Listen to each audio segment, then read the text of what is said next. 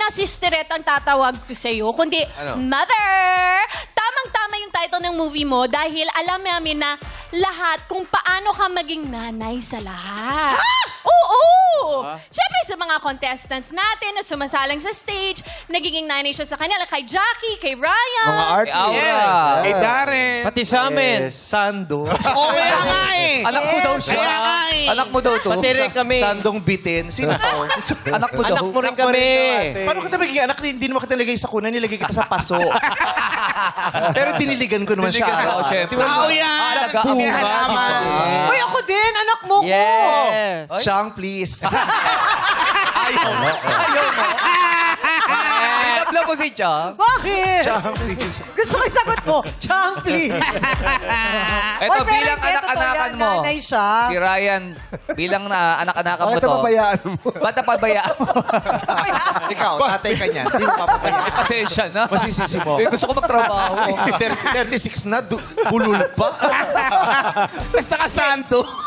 Sandong bitin. Kawawa na siya. Kanina Alam mo yung pa yan. harap dyan? Ba't parang baliktad? Oo nga. Hindi, ito yung harap talaga, mami. Oh. Tama. Medium to, medium. Maganda to.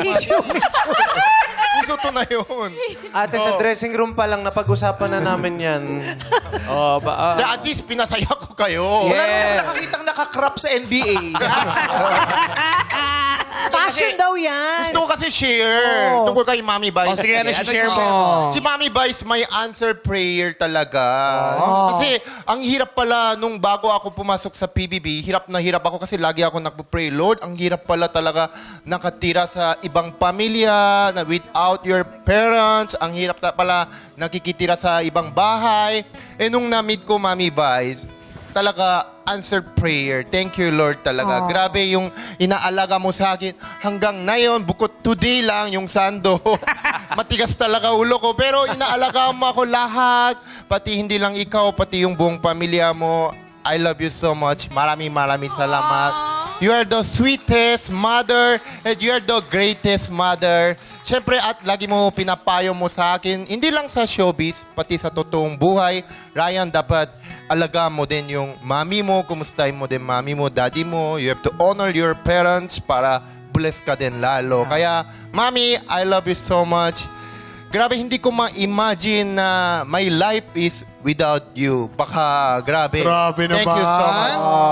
Kaya, ako yung proof na you are the greatest mother para sa akin. I love you so much. Nakakaiyak naman. Gusto ko na kahit nakasando. Sa ganitong itsura mo, paano ko naging greatest? Hindi isa akong pabayang ina. Maganda to, mami.